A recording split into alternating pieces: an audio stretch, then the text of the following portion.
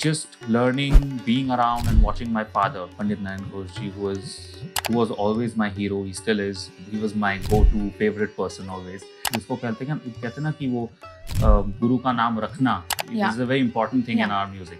So that itself takes like an effort of a lifetime if you have such great names before you.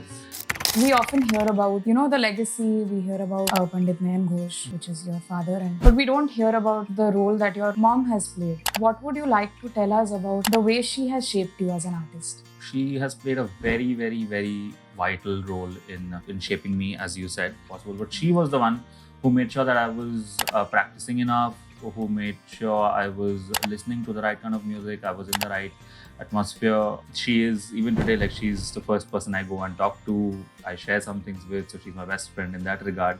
Do you get up every morning to do riyaz because it gives you joy? Or does sometimes you have to do it because if you don't do it, then you get restless? So for me, at least personally, it's never been pressure. It's more about responsibilities. I've said this in some of my interviews before. That it was always my favorite toy as a kid. So that thrill and that joy was above everything else, always. And talking about Araj, of course, we've heard a lot about the band. I want to ask you if there has ever been a funny moment. It's craziness, it's madness, it's something else. I mean, अगर हम लोग को आप लोग ऐसे देख लेना without the instruments, you won't even believe that we are like musicians. And classical musicians तो दूर की बात. Okay. Because we're like a bunch of high school guys. Still, we feel like that, and we're just like having fun all the time. We're pulling each other's legs. कोई भी कुछ भी बोल देता है, and no one feels. There's no filter in the band basically. Okay. Hello everyone and welcome to another episode of InterACT. Our guest for today is a renowned tabla player and a Gen Z classicist. He hails from the Farrukhabad Gharana and is the son of the renowned tabla and sitar maestro Pandit Nayan Ghosh ji.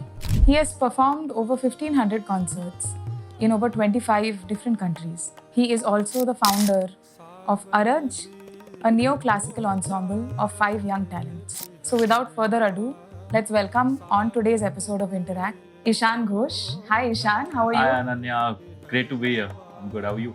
I'm good and I'm so happy that we're doing this. I'm so happy that we're getting a chance to interact with you and I hope that we get to know a lot more about you than we already do. Well, I'm super excited and thank you for having me here.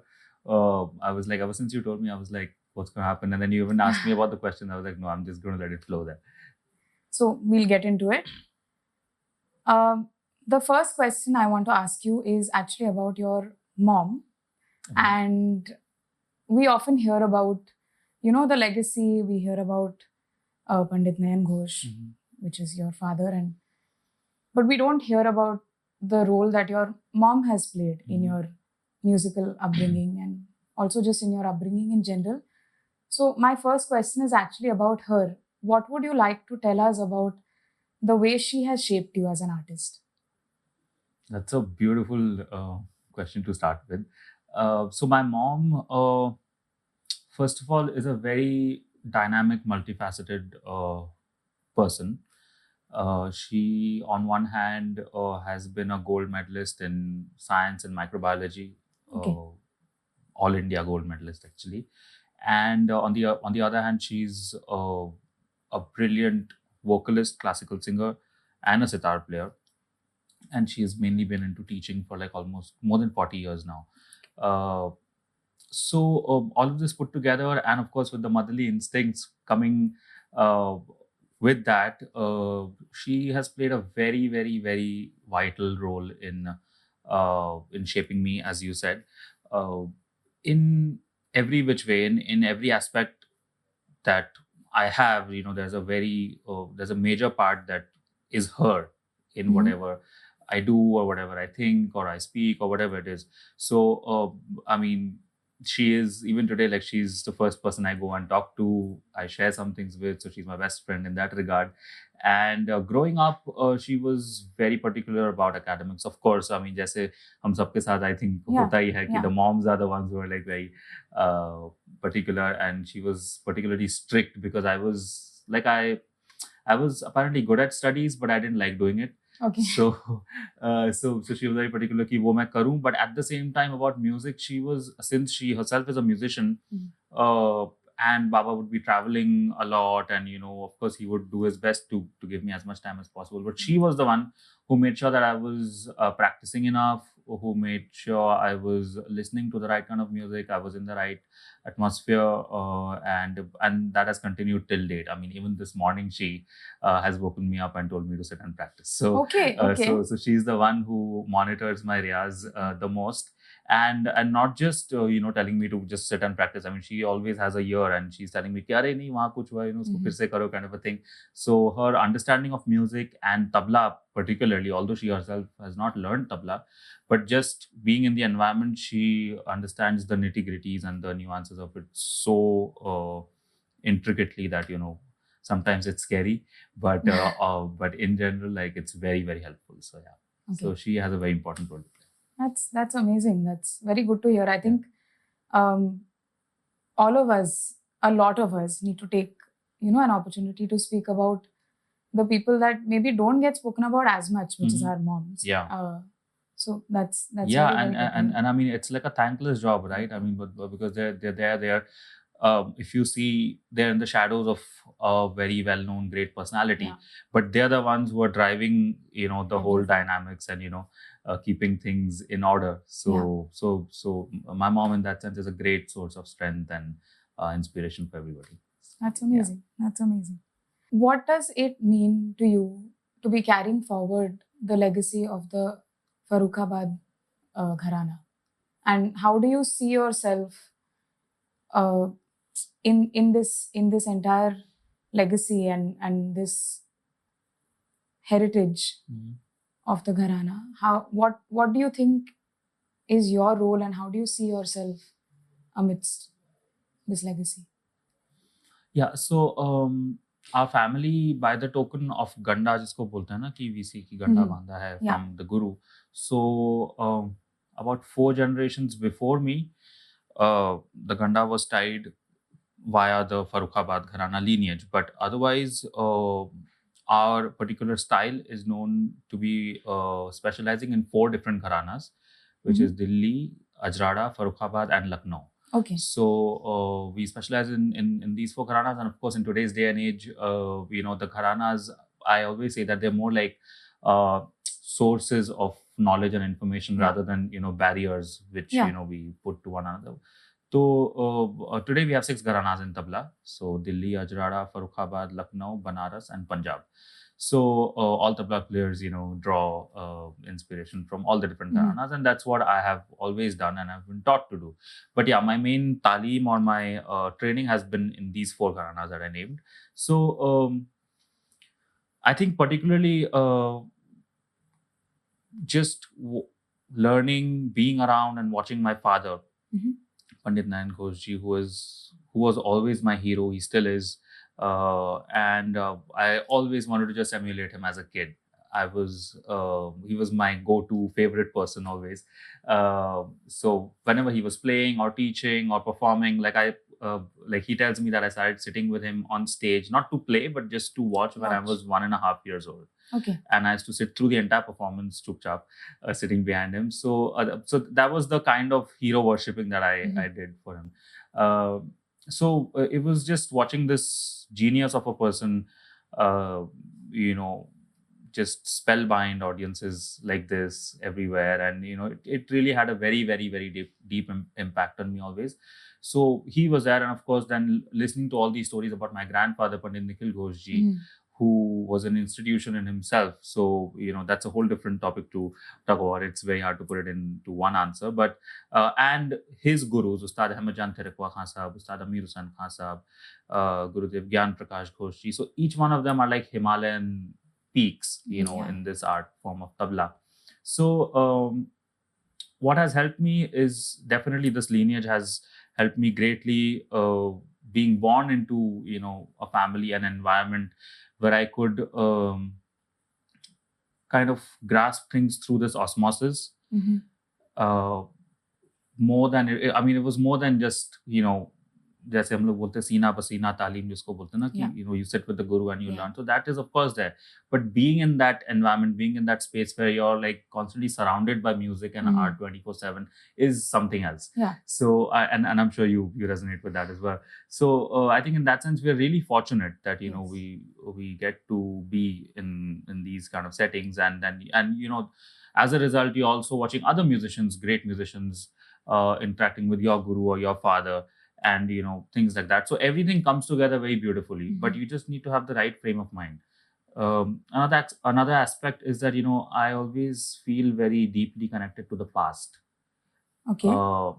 Even that's personally and as a musician. So I feel that particularly if you're practicing Indian classical music, that's also a very important thing to believe in the past, because we come from this great tradition and this legacy. You may come from a family of musicians or not, but if you're practicing Indian classical music, it is a thing that has a long and great history. So you should firstly be well aware about that. You should be sufficiently informed about say musicians of the past or their contributions, how the music itself has evolved and things like that, and then find your way out to kind of fit into to the scene, because it's like a river. It's like it's been flowing for all these thousands of years, and we are just sailing in it for a couple of years, and then it'll be on to someone else. So it's just up to us what we can do to keep the legacy going. So it's a lot of effort. I mean, I have to be honest about this, that just to being born in such an illustrious family, just to keep the जिसको कहते हैं ना कि वो गुरु का नाम रखना, this is a very important thing in our music. So that itself takes like an effort of a lifetime if you have such great names before you. So, and then to go further and try to make your own place is a different story. But yeah, I think this is it's a happy, sad joy that you get with this music. And at the end of the day, I think you should just forget about all of this also and just try and enjoy what you do. And now that you've said that, just something that comes to mind is, does it sometimes become, there's, like you said, there's a lot of pressure. So my question to you is that, do you get up every morning to do riyaz because it gives you joy? Or does sometimes, is doing riyaz just like, it's like breathing. So you have to do it, because if you don't do it, then, you get restless or so what is in this whole thing of like pressure and there being, do you sometimes feel like sometimes the joy takes a backseat and the pressure takes? Yeah. So for me, at least personally, it's never been pressure. It's more about responsibility. And I was very aware about that ever since I was a kid, about who my father is and who my forefathers have been and what their contributions have been and how revered they are in the music scene and everything, all of that. So, but it was always a very positive feeling. It was, I never felt that, oh my God, what am I going to do after all of this? Because I feel that that nascent joy of wanting to, just play around with the tabla, because it was, I've said this in some of my interviews before, that it was always my favorite toy as a kid. So so that thrill and that joy was above everything else, always. So I think that is something that has kept me going. And even today, talking about riyaz, technically speaking, of course, great masters have always said that there are different types of doing riyaz. One is physical practice, and there's mental practice and emotional practice and all of that. So, of course, the right balance of everything does help. But I feel just, first of all, I feel I'm very happy to be in that state of mind of music. Even right now that I'm sitting here and talking to you, I know that there's something going on at the back of my head, although I may not be consciously aware about it. So I feel that's a very musically privileged state of mind to be in. Yeah. Right. The other thing is the connection with your instrument or your art form. You may be a singer or an instrumentalist or whatever it is. So for me to I feel this exchange of energies with my tabla. It's like it's definitely like a friend. It's been a companion for all of these years. So it does say something back in some ways to me. So we do have our good days and our bad days. So it's like kisi din hota hai ki I don't feel like playing the tabla, but otherwise it's like the first thing I do after I open my eyes in the morning is that I feel this pull that I want to go and play.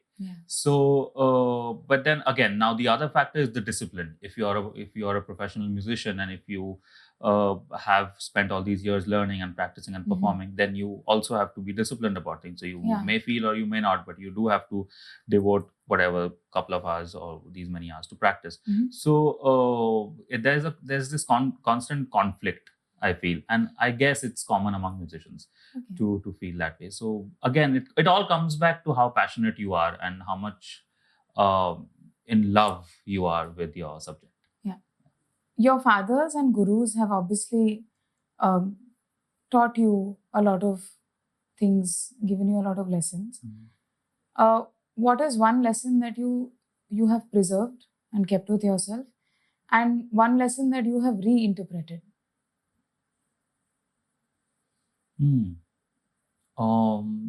So of course my father has been my only guru, and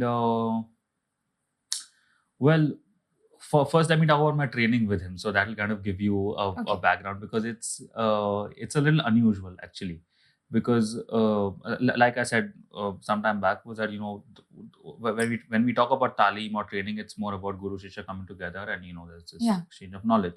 But since I was with him 24/7, actually sitting down and getting talim was very rare.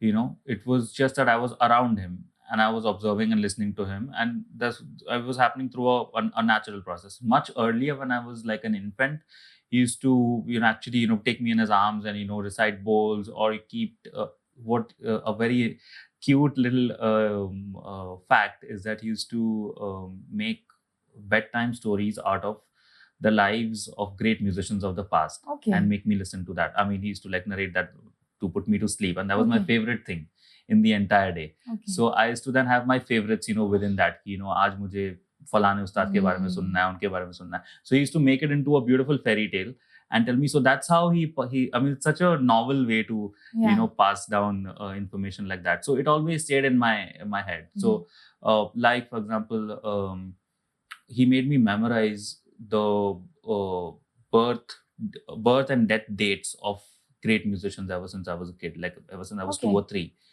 So that in turn not only helped me memorize all of that and know more about all of these great musicians, but also helped me with my numbers. So I'm good in that sense with calculating age and numbers and this and that. So so even now, if you ask me about a certain ustad whom he told me about, I can instantly tell you the which year he was born and what happened in his life. So that was his way to get me into this whole the essence, to pass down the essence of the music, because it's not just about playing your instrument. You need to know a lot more than that to be a complete musician. So and then of course he my favorite thing to do after coming back from school was to watch his videos of his performances. So I would get like all the material or what I had to play from there, and then I would keep playing that same thing at home all the time. Then he would come and correct ki acha isko aise kar do, kind of a thing.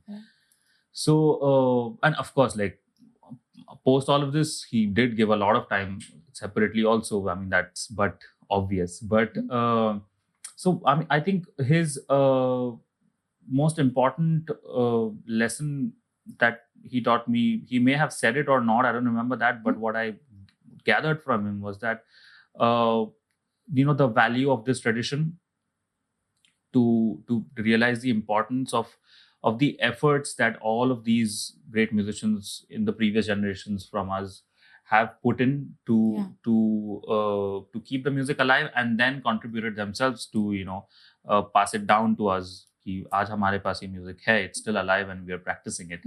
And to really like he gave me this kind of a he injected this enthusiasm, I should say, for me to go out there and let people know more about all of this. In a small example, I would say, like when I was in school, my friend circle, they had nothing to do with classical music. Like वो नाम सुनते ही भाग जाते थे kind of a thing. Okay, but and when I was younger, I used to feel a little hurt about it. I was like, why kind of a thing. So I used to come back and tell him, ऐसा आज कुछ हुआ. They were like, why do you play the tabla?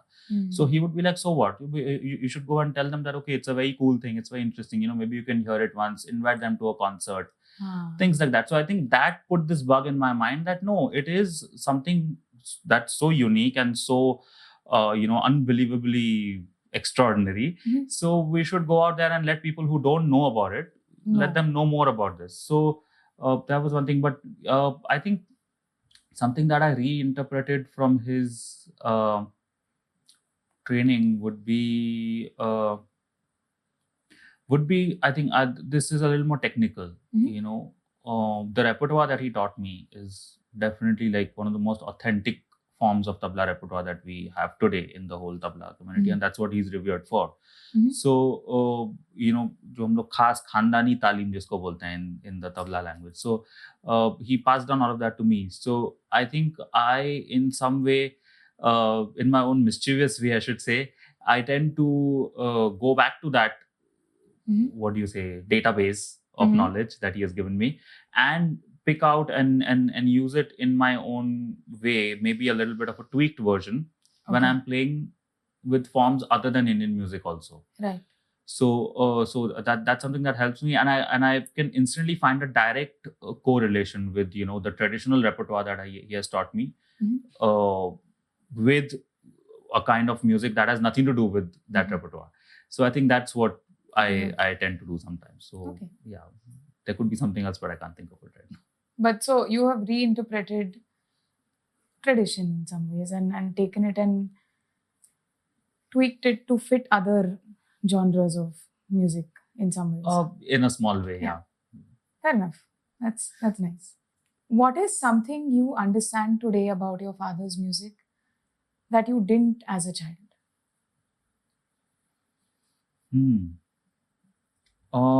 As a child, I was just enamored by his music and his musical persona. Yeah. Right. And all the, what do you say, the adulation and the craze and, whatever you want to call it, that he was in. So I was like, the OMG, wow, kind of a thing, kisi bhi bacche ka jaise hota. That was that. And of course, I loved playing tabla, and I also learned sitar later. So that was there. But I think now, today, when I hear him play today, I'm like, I just go blank, like I can't think of anything else in the world.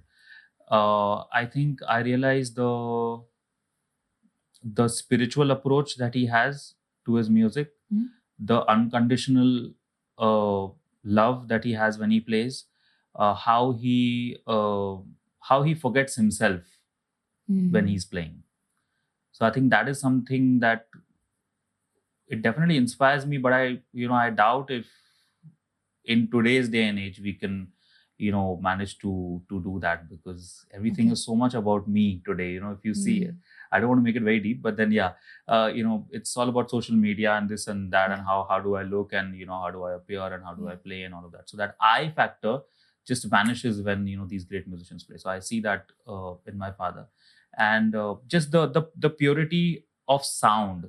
He may be playing tabla or sitar, but just one note kind of really pierces your soul. So I've experienced that, listening to so that I think requires a great level of realization, of course experience, and there's a lot more, so it's very hard to describe that. But I think I do understand this better now. And so what is it that you enjoy more, performing with him while you're both playing the tabla, or accompanying him when he's on the sitar? That's such a tough one. I think both. It's very hard for me to pick. But yeah, there is a how do I distinguish the two? If we're playing, whenever we play on stage together, it's a very, very beautiful feeling. Like it's almost like he ensures that the dynamics of the guru shishya and the father son almost disappears, and it's like friends playing together. Okay. So that's his greatness. It's nothing to do with me. Because I mean, he started taking me along to perform with him when I was just 7. So Okay. that's when we started, and I remember that was it was abroad in Europe. So that was my first tour with him also, and that's when I started playing with him on stage. And of course, as a kid at that time, I didn't realize the magnanimity of the whole situation. I mean, we were playing at these iconic venues and the festivals and this and that, but I was just enjoying myself playing with him because he made it so kind of in our lingo very chill. Yeah.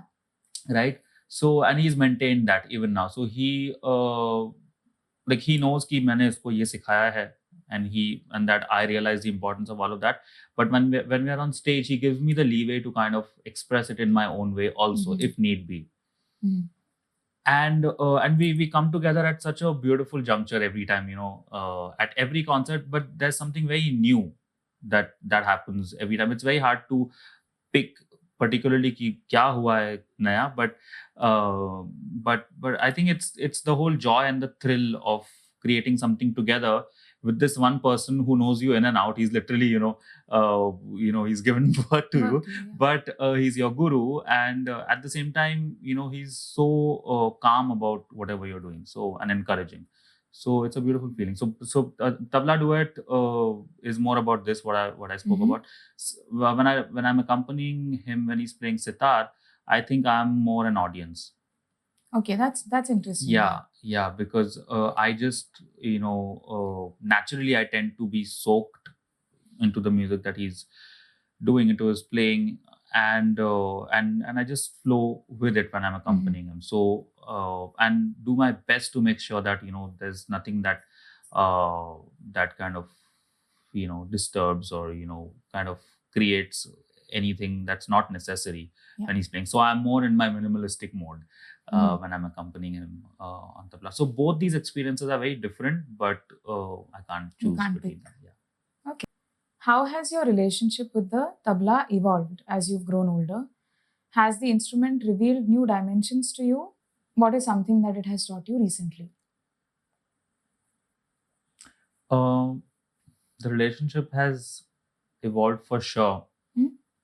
Like what I told you some time back, it used to be my favorite toy as a kid, and today I feel it's a force that drives me, that keeps me going, something that I worship, and it's also my friend. I think the relationship that I've shared with the tabla has taught me more about myself as a person, and shown me facets about myself that I wouldn't have been aware of if I wasn't involved in the tabla art or been a student of it. So I think every moment that I'm with the tabla or I'm practicing, there is some exchange that's happening between me and the tabla, and of course it's unspoken. It's very hard to kind of describe it ki kya ho raha hai. But then it has first of all, to come back to little ground level reality, technically speaking, of course everybody evolves and grows. You grow with your command or your skill set or your mastery, and all of that happens. But to kind of take it to a higher scale where it's almost like breathing to you, it's like second nature to you, is the next step. So I think it's up to the instrument to allow you to do that. That's what I really believe in. So I feel the tabla has been kind enough to let me be in that state of mind where I'm always thinking tabla, or I'm playing tabla in my head even if I'm not playing it physically. So of course, the other thing that I've learned is about its melodic capability. This is something that my grandfather, Pandit Nikhil Ghosh, used to always talk about. He went to the extent of saying that a complete tabla solo performance, if it's performed in the correct manner, can give you the feeling of listening to an entire symphony, although it's just one note. I mean, the tabla has just one note, right? So it does have the power to fulfill like an entire musical scape. So I feel that, but for that you need to have a very strong melodic background, and you need to have sound training and knowledge about melodic music, so you can then kind of bring that essence to your tabla, and make it sing ideally. So I feel I've really experienced that with the tabla, and it's not like a continual process. It's like couple of some moments, here and there, where you feel that spark. You feel that, okay, here's something that has happened, but you're in the journey, you're in the process, you're doing that. So of course, coming back to your question, I think the tabla teaches me something each and every day, every time that I'm with it, I'm playing tabla.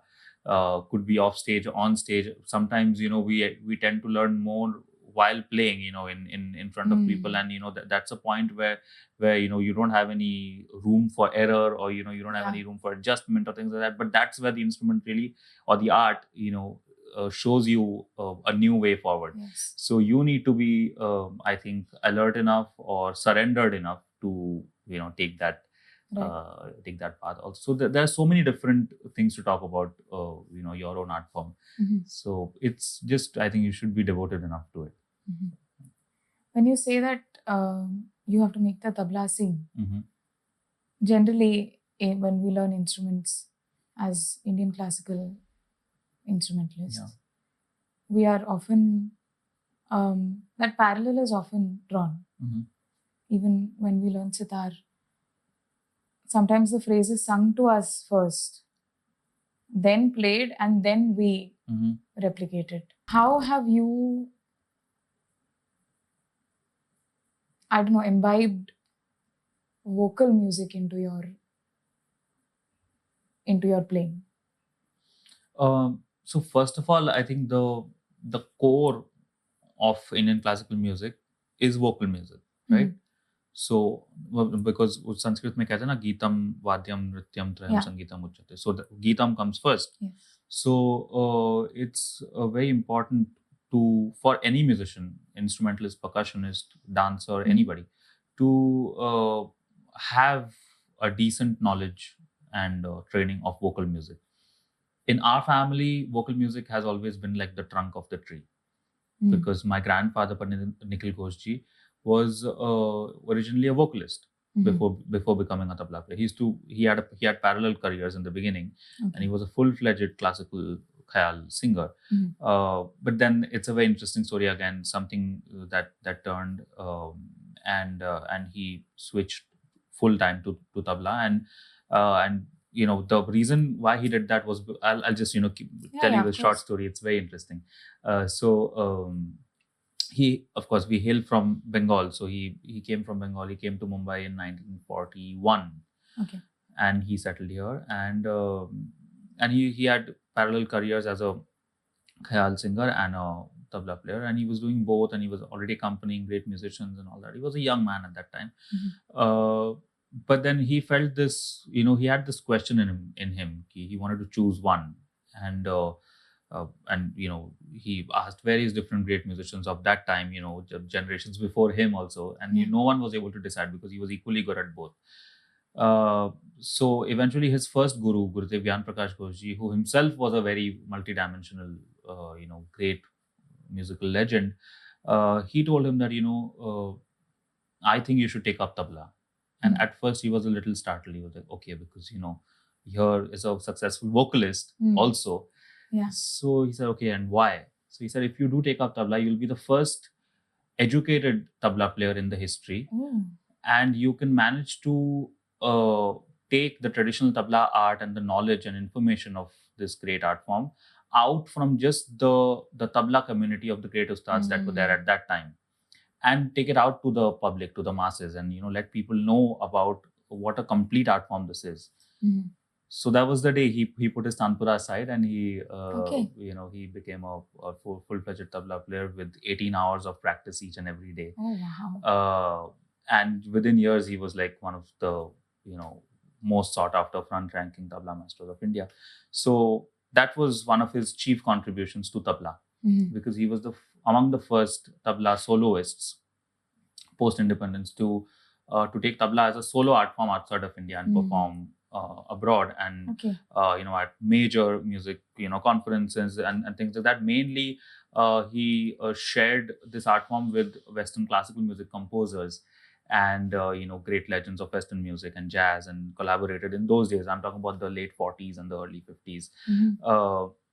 And made many different innovations and new things that he brought to the tabla art. So he was perhaps the first person who was able to articulate and share knowledge about the core authentic traditional tabla art and take it to the world. So I feel that vocal music training again has always sustained in our family. And my father was also trained first into vocal music, and he passed that down to us as in me and my sister. She's also a singer. Listening and practicing vocal music is a very important part of our musical upbringing, and it's always there even today. And I've been a very avid listener. I mean, I'm a crazy listener. If you listen to if you come across my playlist, you'll be like, what is this guy? So I'm always listening to music, especially vocal music and sitar. Achha. So because of course sitar, due to my father and I'm being a sitar maestro, and he also trained me in sitar. So I did learn. It's my favorite instrument after tabla, and it's also like an outlet. So but I don't end up playing it that often. It's like once in a couple of months I play it just to feel good. But I love it. So I'm always listening to Ustad Vilayat Khan Sahab or Pandit Ravi Shankar ji, Pandit Nikhil Banerjee, my father of course, and all his contemporaries. So sitar and vocal music is a very important part of my musical being, I feel, and that in turn reflects when I'm accompanying. So reflects as in it helps me to understand what's happening much better and with more clarity and detail. So I know what to do and what not to do. So that very nice, very nice. What is an ideal day in your life? I'm like quite an extreme guy. So I have some days where I just want to be lazy and do nothing. I think we all have those days. Yeah. And there are days where I want to just practice and practice and practice and, make music, create, compose, do something, meet musicians. Apart from performing, I mean, performing is like a commitment. So you have to go somewhere and play. That's different. But then I feel a mix of both these things would be like an ideal day for me. So like some practice in the morning, laziness in the middle of the day, meet some musician friends, and create and compose late at night. Okay. Interesting. Now that you just mentioned friends, do you, of course, I'm sure you have friends who are not musical. Yeah, a lot of them. A lot of friends who are not musical. What is it like spending time with them? What are conversations like? Or, does it sometimes feel like does it feel sometimes like you're not doing what you're supposed to? Because I was talking to Mehtab the other day, and somewhere that was something we found that was common between us, that not spending time doing something musical feels like a waste of time. There is some programming that has happened where, even if you're on a drive, now, as people who can drive, and also when you were younger and being driven around, it was an activity to listen to music. Correct. In the car. Absolutely. Now that you're older, you're driving, but there is this constant thinking, okay, even if I'm driving, I should listen to new music, perhaps analyze what the arrangement is like, and or if you're listening to classical music, then what was this tihai and what was this sargam and all of these things, or how did they do the alap? Does it ever feel like you're not, do you get restless spending time with people who are not musical? I don't think so. No. Because in my formative years, I mean, like we all have in our teenage years when we were in school and college and all that, I was mostly with friends who had nothing to do with music. I mean, they would sing some of the most famous, trending Bollywood songs in the most out of tune way manner possible. Okay, so it was like that. Yeah. So forget about classical music. वो तो दूर की बात. So, like I said, when I was much younger, it used to disturb me a little bit. कि ऐसा क्यों है? Like because we are conditioned in that way that Yes. everyone in some ways has to know about music or not. But again, I think at home the musical values and the tradition, all of that was definitely there. But I saw my parents interacting with non-musical or non-music loving people as well a lot. So that must have also conditioned me to kind of be a little more considerate, in that regard. But later on, I really find it very interesting to be around people who may not be interested in talking about music. So like I like to know. I mean, it enriches my kitty of information, in some way. So I like to know what they do or what they think or what they like or what are the things that they do, because it's hard for us to talk about things apart from music. Like I remember a month or two ago, Baba and I were interviewed, and the whole concept was not to talk about music. Okay. So we were like, what? What are we going to talk about? So because the whole project was about a father-son relation, so just to talk about the father-son relation off stage, off the music, everything. So it's difficult for us if you see. I mean, Yes. it's so in that sense, I like such settings or such conversations with people and my friends. I mean, I have this crazy gang of friends who I mean we hang out often whenever I'm in town. And they kind of bring me back to reality, and they give me a third person's perspective to everything in general, but particularly about me also. So they're like, I mean, it's away from all the good talks and the diplomatic conversations that we have. So it's a lot of fun. It's very organic. So I enjoy that. And in general, just meeting new people is something I also like.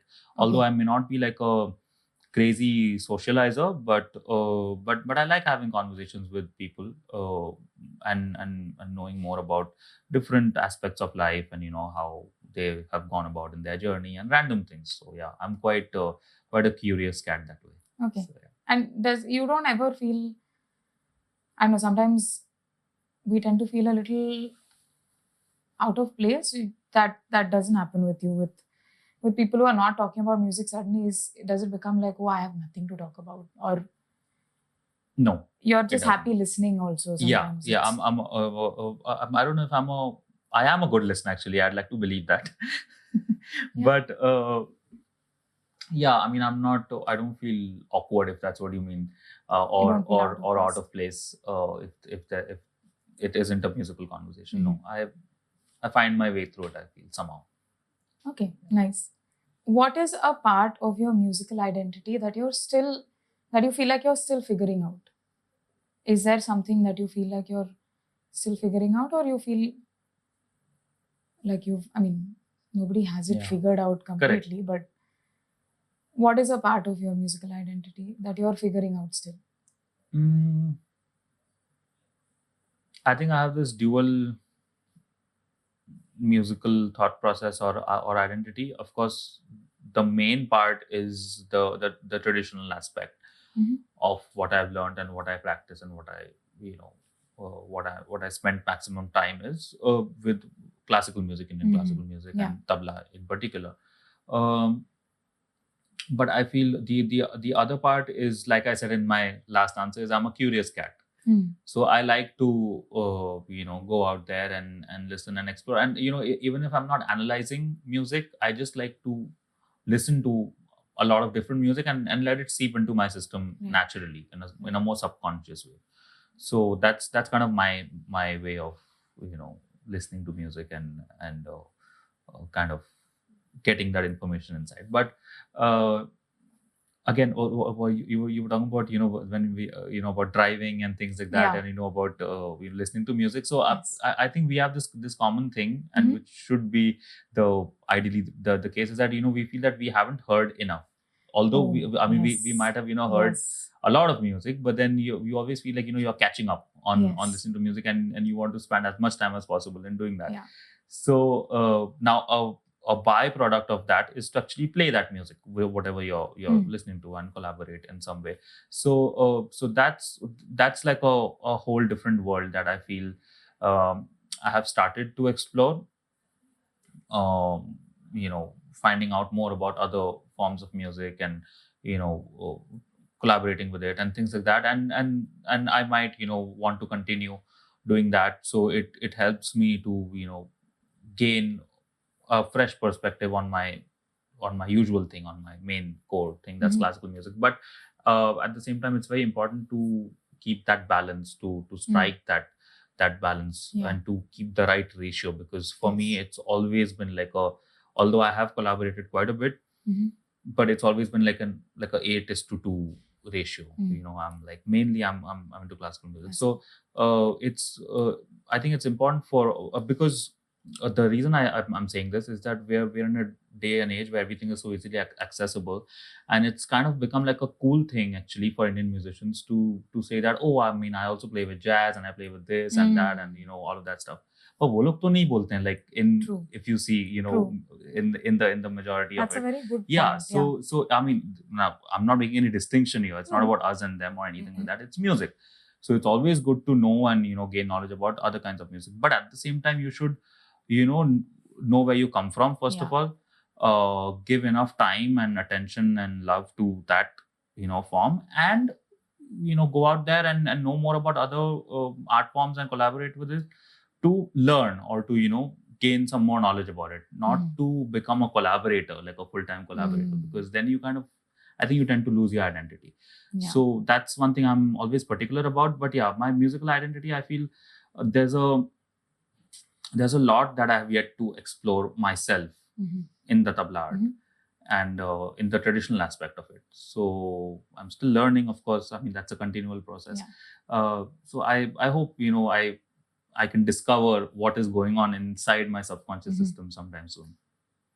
What is the most boring nahi bolenge, but we all have that one part of our practice routine which is something you do every day and you've done every day for the last God knows how many years of your life. What is that one thing in your practice routine that you have to do every day? And you can almost, it's almost like you can cook while doing it also, because that's how instinctive and involuntary it is. I mean, you cannot literally cook while doing it, but you can. I'm just maybe imagining how I can cook while playing tabla. But okay. Yeah. No, but for me, well, we can sing and cook, for example. But literally something that is like, it's involuntary now, but you still do it even today. I think it's the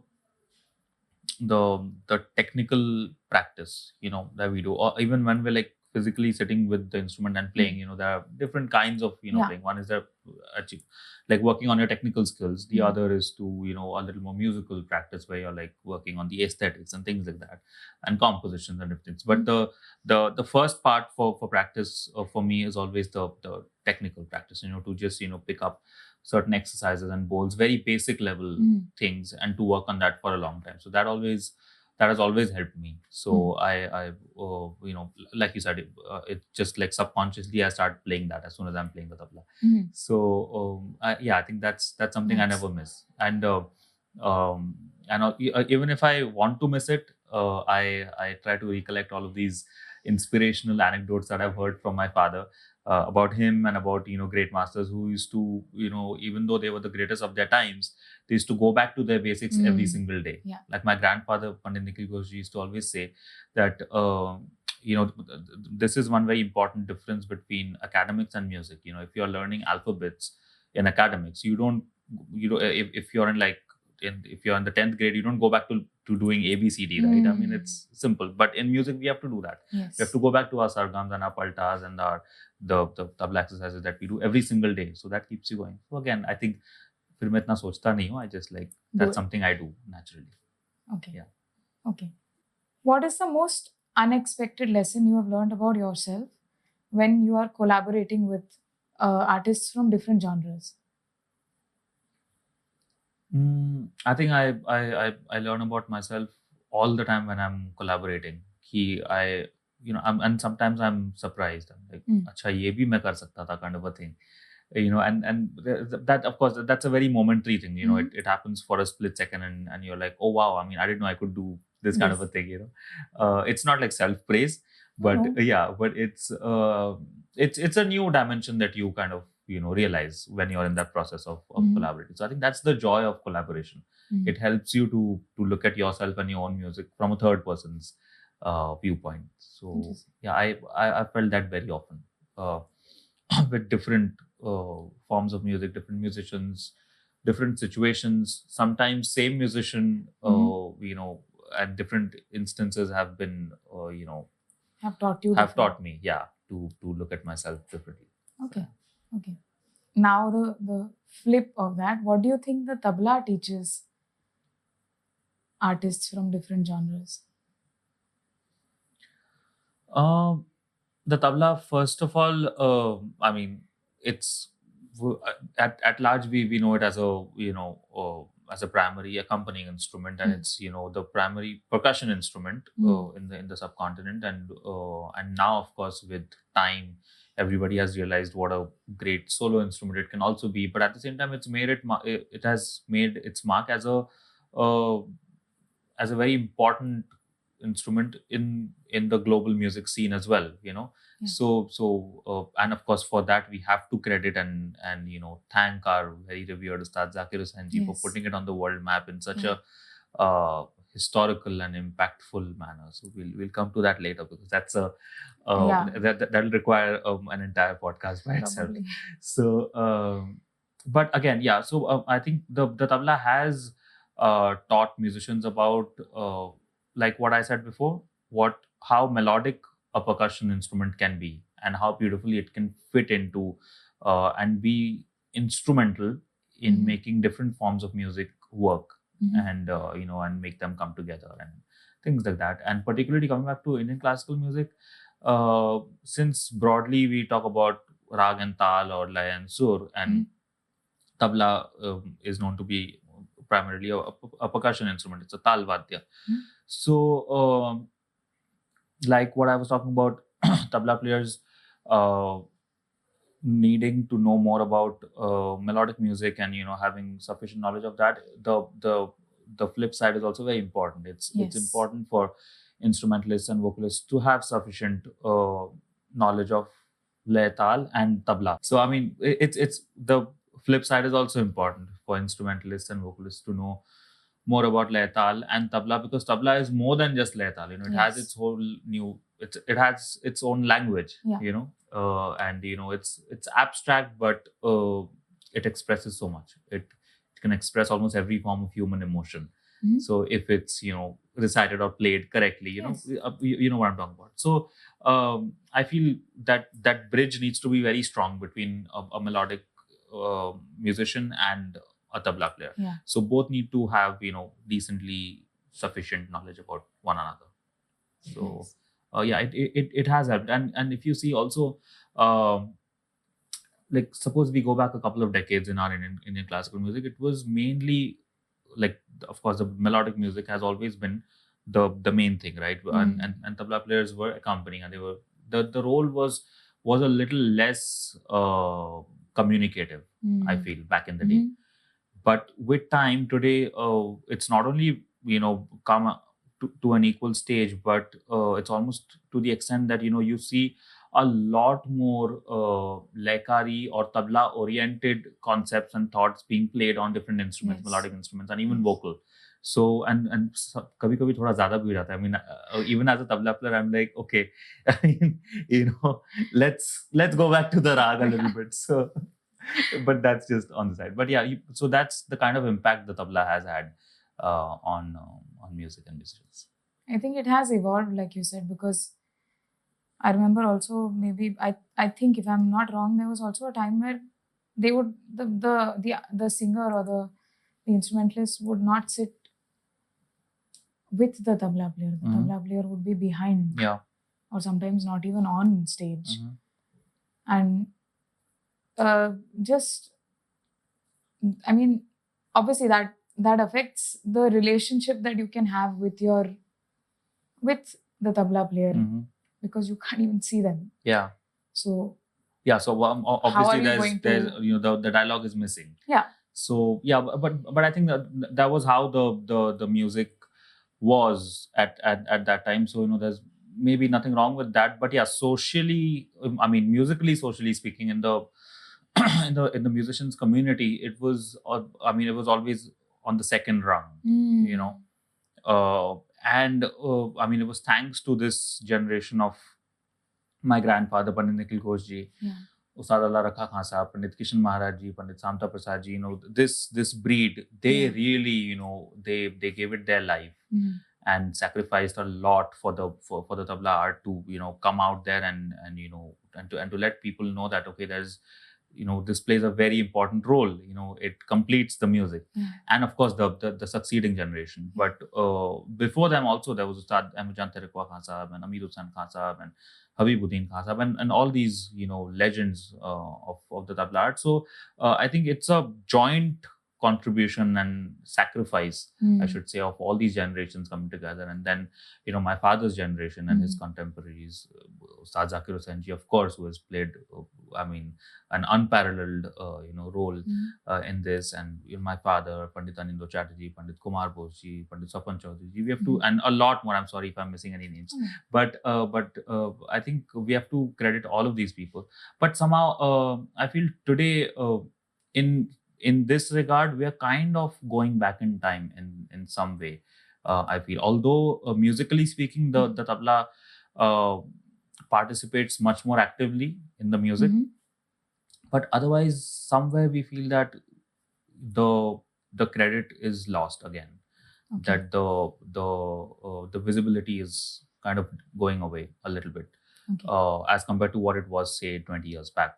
Or 30 years back, and I think it's our responsibility as tabla players or as young tabla players to kind of let people know about the importance of not just this art form, but to give it its due value and credit. Because I mean, a simple example could be, we play concerts all the time, but very often these days, the last couple of years, I've been observing, there's a vocalist or an instrumentalist who is performing, and there's no mention of who the tabla player is or who the harmonium player is, and it happens quite often these days. Okay. All of a sudden, and that's not something that you'll expect in today's day and age, right? Yeah. Where every single person in different stratas of life is credited for their own roles. Yes. So you're like, acha, ye kaise hua, kind of a thing. And since we are all thinking individuals, it does give you a question mark. So I feel it's organizers, musicians, the main melodic musicians,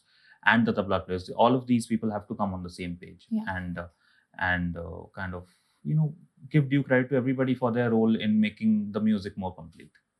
Yeah, this is a first for me. I haven't come across a concert where I didn't know who was playing, but yeah. Yeah, if that is happening, that's something that needs to change. I think it should, come to the notice of people at least. Yes, for sure. Have you ever borrowed an idea from maybe a different genre? Now that you mentioned that you also listen to a lot of different genres, sometimes do you hear something and think, oh, how would this sound if I was to put it in tabla terms? I have, yeah. I think the immediate answer would be jazz, because I mean, like we all know, jazz has a lot in common with Indian music. Yes. It's almost like its long lost cousin. Yeah. So because it's improvised, and I won't get into the technicalities, but yeah, the since it's very rhythmically rich as well. Yeah. I really get enamored and fascinated by listening to different jazz drummers and see how they work around with the different rhythm patterns and things. And the other form is Persian classical music. Okay. That's something that I listen to quite often, and I've also collaborated with some great tombak players, which is the Persian drum. And they have a lot in common with the tabla repertoire also, particularly the rela that we play on tabla, that apparently has come from Persian music. Okay. So their techniques and how they do the cross rhythms and things like that is something that really impressed me, and I think I have borrowed that a little bit from that. and there are many different musical cultures which are rhythmically very rich. Talk about African music, or you talk about um, Afro-Cuban music, or South American music, all Latin music. I mean, so they are all rhythmically very very rich. So somewhere or the other, I listen to all of these music kinds of music, of course, and that does have an influence on me. I think subconsciously, when you listen to music, it stays with you. Sometimes it comes up, and you realize later, okay, oh, maybe it was from here that this came up. Yeah, it does. And again, I think it's about how versatile the tabla is. Yeah. Because I can't imagine myself as maybe someone who was playing another percussion instrument, and how I would have easily been able to adapt all of these things onto that instrument. Maybe I would have, I don't know. But I think since the tabla is so complete and it can express different thoughts so easily, it's fun to explore. I think you have to also give yourself some credit that you're able to do it. But yeah, that's again very interesting. You have described Araj as a prayer or an offering. Do you consider music a spiritual path? And if so, how does that shape your daily practice? I love that one. Internally, yeah, it's definitely a spiritual path. Again, it's subconscious. It's something that grows inside of you. It's something that makes you develop and grow in turn. And it particularly Indian classical music, since it has direct it has a direct connection with spirituality and our it could be the Vedas or the Shastras, and all of that. The tradition is there. So yeah, it's definitely like I feel spiritually connected through the sound, जो इसको हम लोग नाद ब्रह्म बोलते हैं. So it's something like that. I've actually never given thought to this much. It's just but yeah, on the outside, when I'm playing on stage, I feel I'm kind of the opposite. I mean, I like to just have fun at that moment, and with what I'm doing, and kind of transfer that feeling of joy and energy to the audience. So that, I mean, people are kind of there to have a nice time, for those couple of hours. So they're not there to listen to my discourse or to let them know how spiritual I feel about the music. That's for me. That's for me internally. So but both of these things can work at the same time for me. But I should be able to kind of balance it out. So when I'm on stage, I'm like doing my job as a performer, and I can of course do justice to this aspect of it, which is the more internal and the deep aspect of it. But at the same time, let people know it's all about fun and joy and music and tradition, and all of these things coming together. But when I'm practicing, I think it's I feel that, like what I was talking about, it comes back to that connection with the instrument that you feel, and that's what is, in a sense, is spiritual for me. So yeah. Okay. And talking about Araj, of course we've heard a lot about the band, and we've heard the band also. But I want to ask you if there has ever been a funny moment on stage, something that particularly comes to mind about something funny that has happened on stage when you guys were performing. I mean, so for people, Araj is like this young quintet of musicians, and it's like high energy music, and everybody enjoys. And we played at settings where people were dancing and they were like on their feet, and things like that. So it's all about highlighting the attractive, the impactful, the virtuosic, the energetic side of Indian music. So that's why we call it neoclassical. So it's our take on classical music, right? But within the band, it's craziness, it's madness. It's something else. I mean, अगर हम लोग को आप लोग ऐसे देख लेना without the instruments, you won't even believe that we are like musicians. And classical musicians, तो दूर की बात. Okay. Because we're like a bunch of high school guys. Still, we feel like that, and we're just like having fun all the time. We're pulling each other's legs. कोई भी कुछ भी बोल देता है, and no one feels. There's no filter in the band, basically. Okay. And since it's like a family, so no hard feelings at the same time. So everybody just goes all out. And the same thing happens on stage.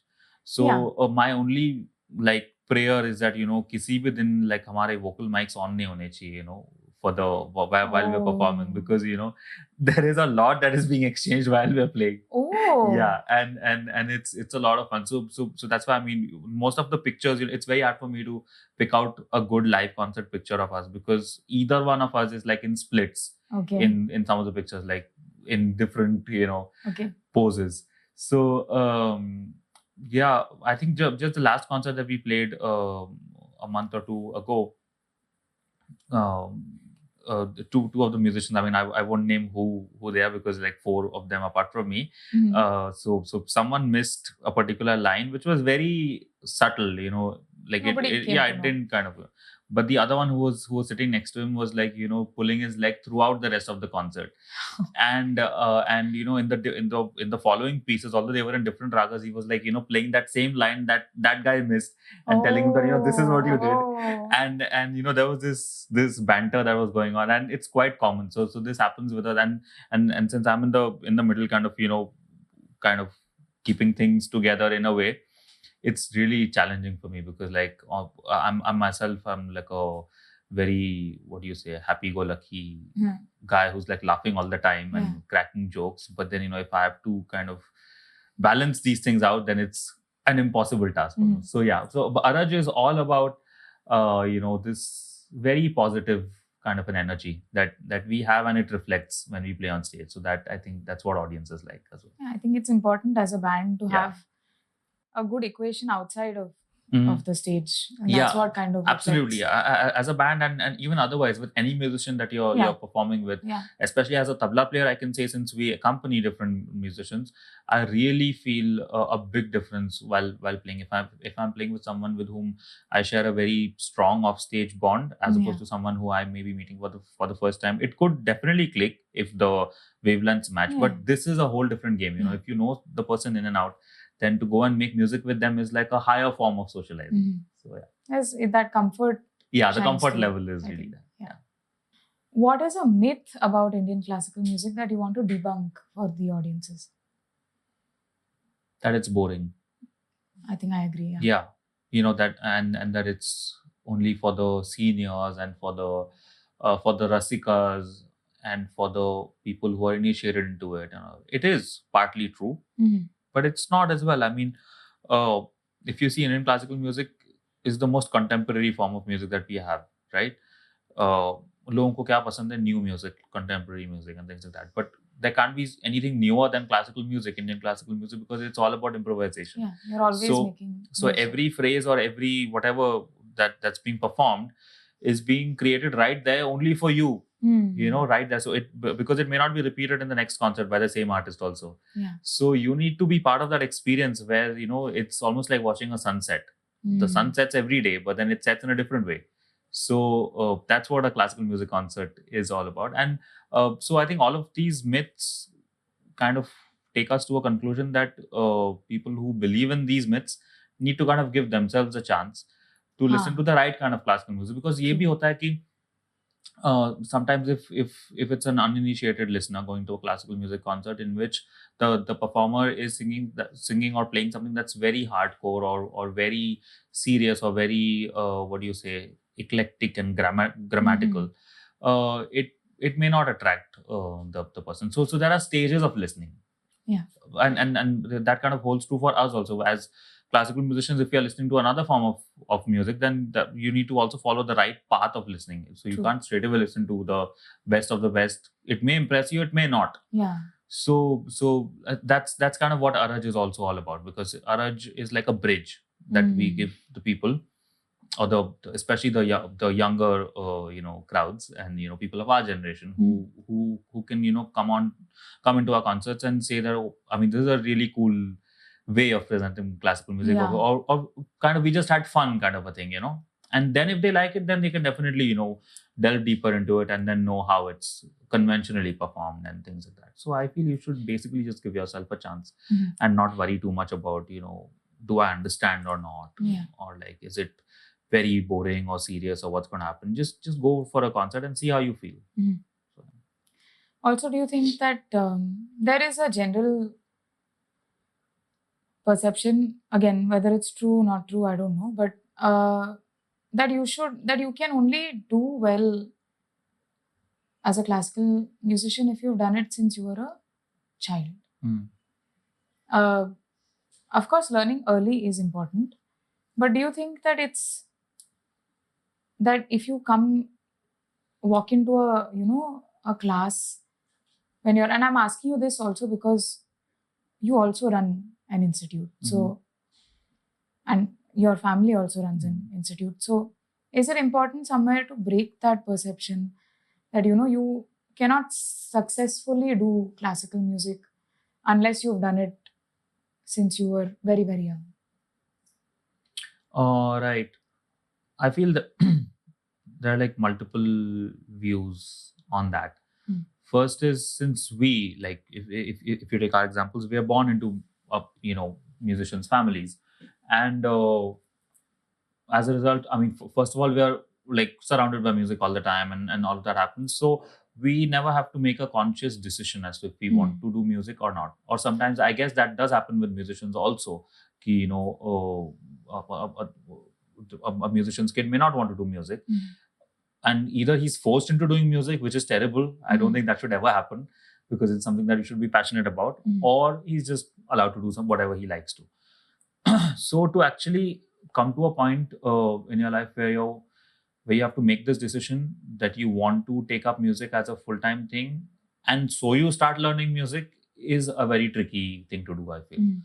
It can be the other way around. You can start late. That's totally okay. I mean, there's no starting age, for music or any art form. You can start learning at any point of time.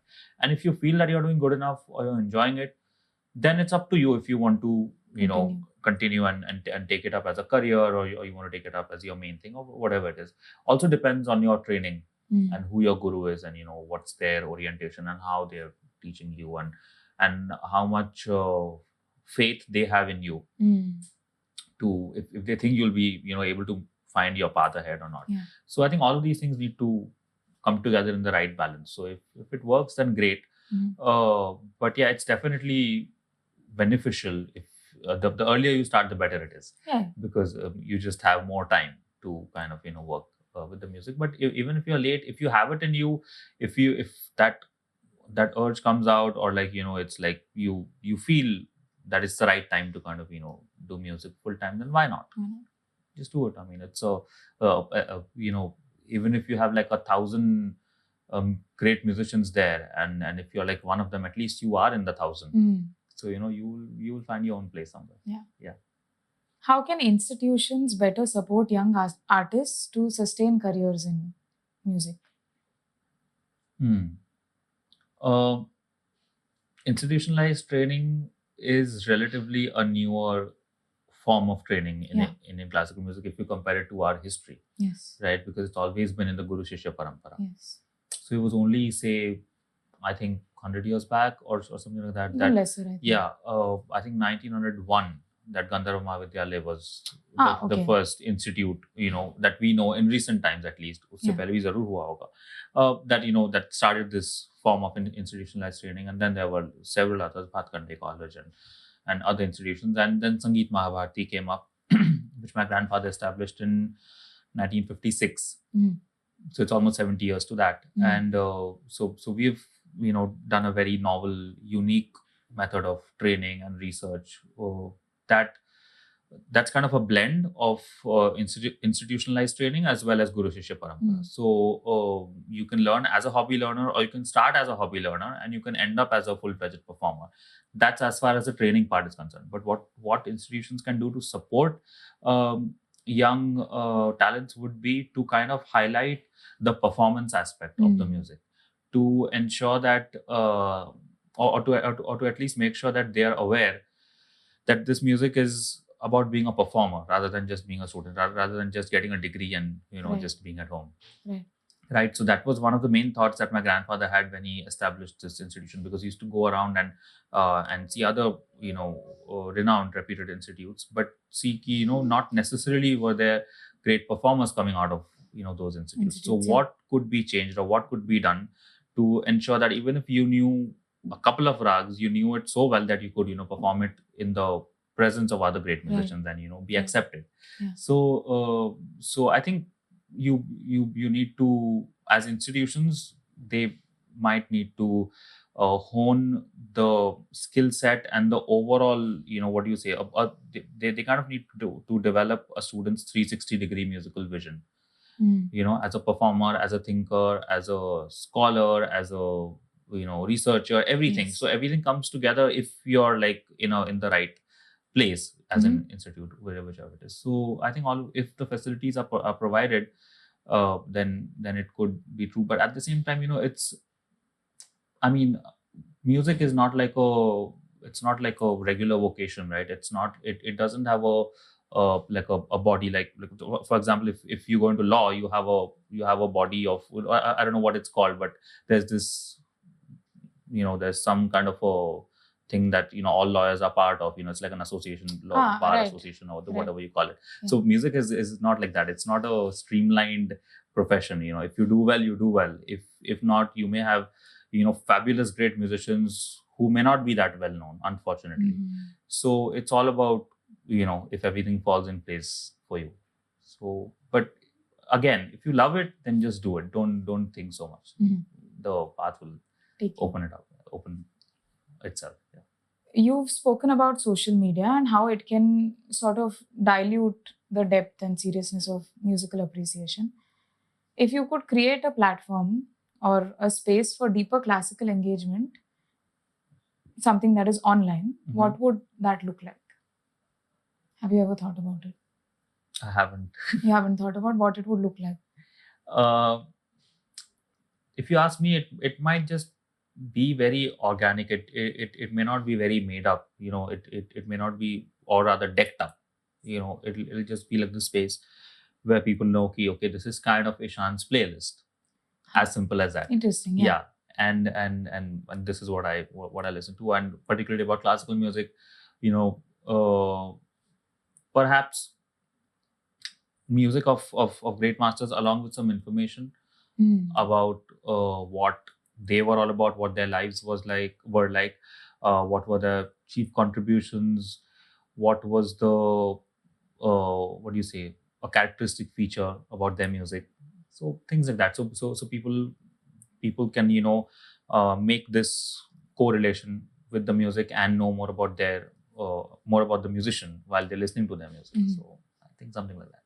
Yeah, I think it's also important that somebody who's starting out, they, like us, for example, today, if I decide to listen to jazz, maybe some sort of playlist that treats me like a baby, and that I'm growing up and listening to. What should I listen to first? Correct. What should I listen to after that? And I think that'll be a nice thing to curate for very listeners. much. Yeah, I mean that's a very unique approach. Yeah. I mean it's unique in some way, but at the same time it's something that we have inside of us. Yeah. Whenever we are like trying to discover a new form of music, we always want to follow the right method of listening to it, so that we get it at least in some way. So it's important for to have such a kind of a platform for Indian classical music as well, I think.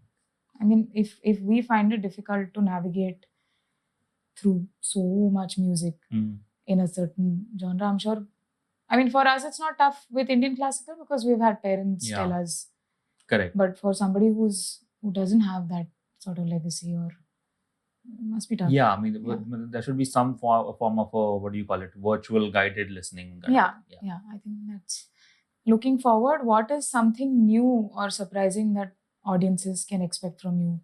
What are, some of the newer projects that you're working on? I've actually taken the last 1 month off in a way and not traveled as much as I normally do, so that I'm here and I can work on new music. So so I've been like touching upon kind of a range of different kinds of music and musicians that I'm working with.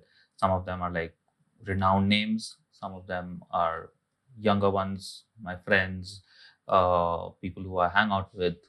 So you can kind of expect a lot of music coming out in the next whatever couple of months or over a year at least.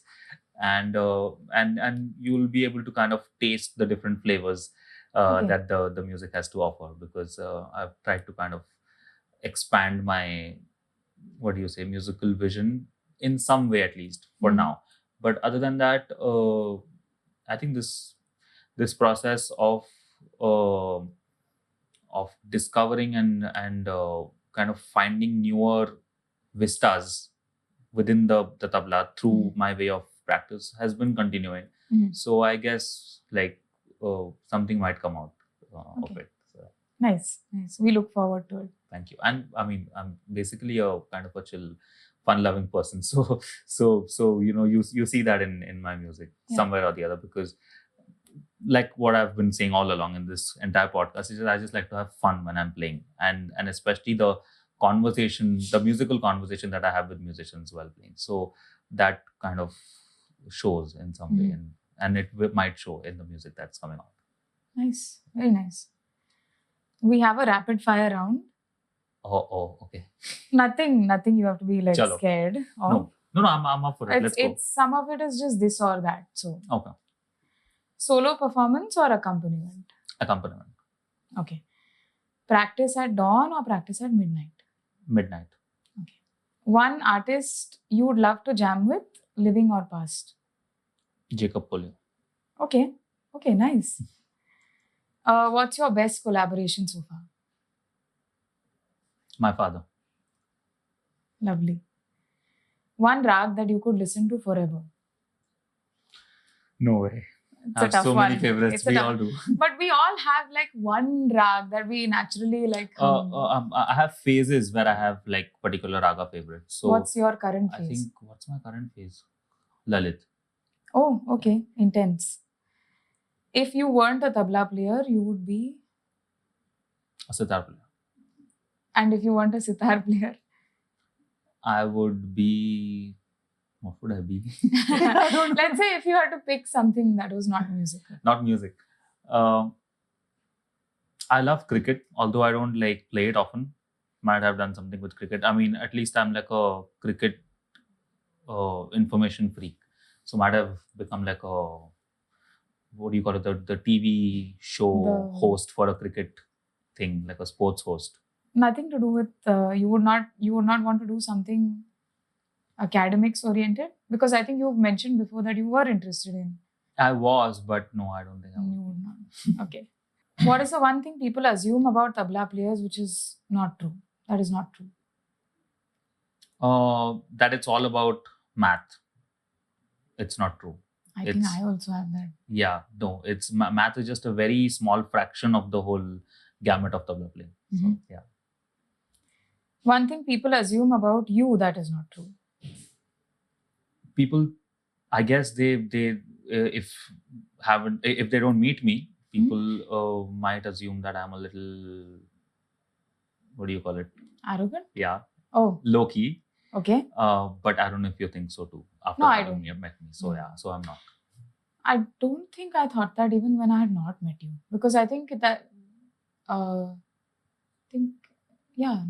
Really? Yeah. So then I'm wrong. So Strange. People think I'm great. A moment when you felt your grandfather would have been proud. There have been multiple occasions, especially after certain concerts. And I think once my father told me after a particular concert that if your grandfather was around, he would have been really happy. Okay. Yeah, and some things that I've helped my father with, more say administrative kind of a capacity, or not exactly, just help him around, organize some things with the institution and things like that. So where he really felt that my grandfather would have been happy. So yeah. That's very nice. Favorite non-Indian artist that you listen to either like very openly or secretly? No, I listen to all kinds of music very openly. Okay.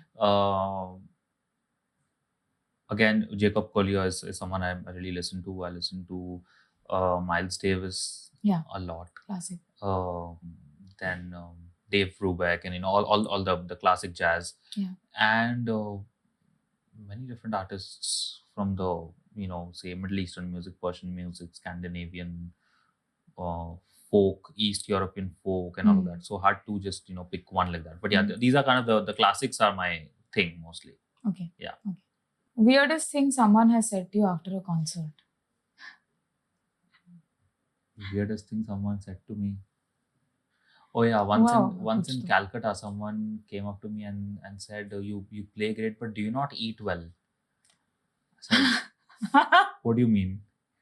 And they're like, "No, I mean because like you're really like kind of they meant patla, Okay. right? And I'm skinny." So I said that's supposed to be a good thing, isn't it? So like, but apparently that wasn't for that respected lady. And Okay, it was a yeah, lady. and Okay. and she felt that I was kind of malnourished in a way after the concert, I guess. Okay, that is weird. But maybe she was worried. I think she was being caring, but yeah, thank you. But it's Yeah, weird. yeah. One piece of advice you would give to your younger self? To kind of pay more attention to detail. Okay. Yeah, just about anything. No, it could be other than music as well. Just the surroundings. Just see more about the people so you remember them well. Okay. Because also, I mean, I've realized that now lately, we've lost so many, say, great musicians or even close people because of all of these unfortunate happenings. Could be the pandemic and all of these things. Yeah. So now you realize that we might have taken some things or people for granted, not in that sense, but in the sense that we may think ki abhi to bahut time hai kind of a thing. Yeah. So just kind of be a little more considerate and pay attention to detail and know and observe people better. Yeah, I think that's something I also feel sometimes. Okay, great. That's the end of the rapid fire. Thank you, Ananya. And thank you so much for doing this. I've pleasure. Had the best time interacting with you. I hope I didn't speak too much. No, please, you didn't. Not at all. But it was great fun. Thank you. I had a great time. Thank you. And we will see you in the next episode of InterACT. Bye.